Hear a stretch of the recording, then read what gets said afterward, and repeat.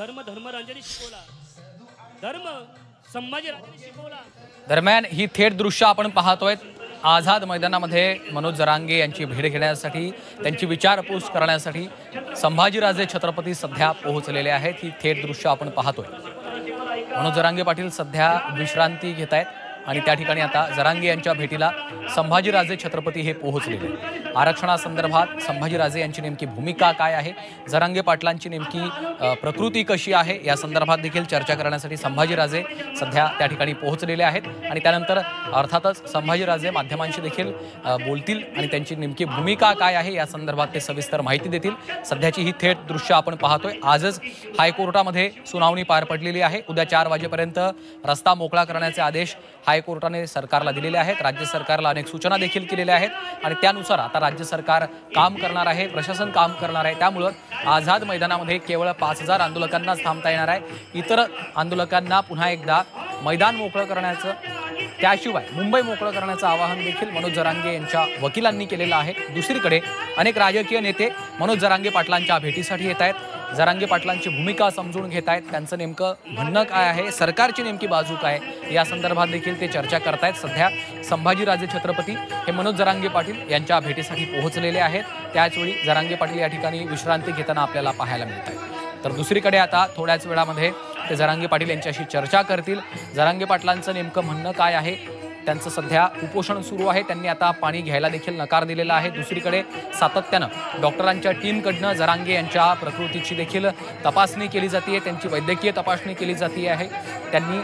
त्यांचं कडक उपोषण सुरू आहे, त्यांनी देखील आता पाणी घ्यायलाही नकार दिला आहे। त्यामुळं जरांगे यांची प्रकृती आता दिवसेंदिवस खालावत चालली आहे। त्यांनी स्वतः आपल्याला आता बोलता येत नसल्याचं देखील म्हटलेलं आहे। त्यामुळं आपण जास्त बोलणार नसल्याचं जरांगे यांनी आधी स्पष्ट केलं आहे। दुसरीकडे गेल्या 3 दिवसांपासून अनेक राजकीय पक्षाच्या नेत्यांनी जरांगे पाटलांची भेट घेतलेली आहे आणि आपली भूमिका, पक्षाची भूमिका त्यांच्यासमोर मांडलेली आहे। सध्या संभाजीराजे छत्रपती हे मनोज जरांगे यांच्या भेटीसाठी आझाद मैदानात दाखल झालेले आहेत आणि यानंतर ते आता जरांगे यांच्याशी चर्चा करतील।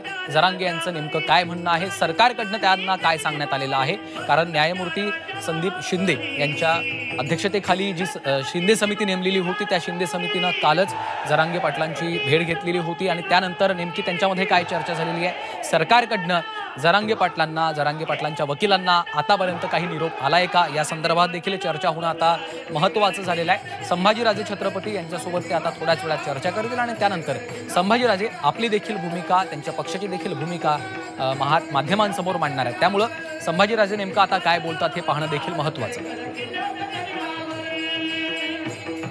विशाल करोळे आमचे प्रतिनिधी सध्या फोनलाईनवरून आपल्यासोबत जोडले गेलेले आहेत। विशाल, संभाजीराजे छत्रपती त्या ठिकाणी सध्या पोहोचलेले आहेत, जरांगे पाटील मात्र विश्रांती घेताना दिसत आहेत।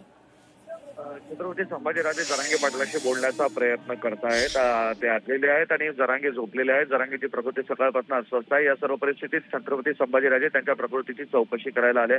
खरं तर जरांगे पाटील यांची जेव्हा जेव्हा आतापर्यंत आंदोलन झाली त्या प्रत्येक वेळेस छत्रपती संभाजीराजे आलेले आहेत आणि त्यांनी भेट दिलेली आहे। अनेक वेळा त्यांनी जरांगेंना पाणी पिण्याचा आग्रह केलेला आहे, सोबतच औषधोपचार घेण्याचा सुद्धा त्यांनी वेळोवेळी आग्रह केलेला आहे। आज सकाळपासून जरांगे यांची तब्येत खालावली असल्यामुळं छत्रपती संभाजीराजे यांच्याकडे निरोप देण्यात आल्यानं अशी माहिती कळते आणि त्यानुसार छत्रपती संभाजीराजे इथे आलेले आहेत आणि आता ते जरांगे पाटील यांच्याशी बोलण्याचा प्रयत्न करतायत।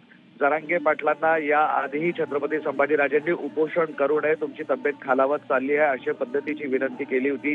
गेल्या वेळेस अंतरवाली सराटीला जे उपोषण झालं होतं त्याही वेळेस मनोज जरांगे आता यापुढे उपोषण करू नका, तुमची तब्येत खालावत चालली आहे, समाजासाठी तुम्ही गरजेचे आहे असं आवाहनही छत्रपती संभाजीराजेंनी केलं होतं। मात्र त्यानंतर आरक्षण मिळेपर्यंत माझा हा लढा सुरू राहील अशा पद्धतीचं जरांगे यांचं म्हणणं होतं आणि आजही तेच सुरू असल्याचं आपल्याला दिसतंय। त्यामुळे पुन्हा एकदा छत्रपती संभाजीराजे आज जरांगे यांना भेटायला आलेले आहे, नक्की काय विनंती करतात, काय भूमिका मांडतात। मनोज जरांगे यांनी सकाळपासून आज पाणी सुद्धा पिलं नाही, निर्जळी उपोषण त्यांचं सुरू आहे।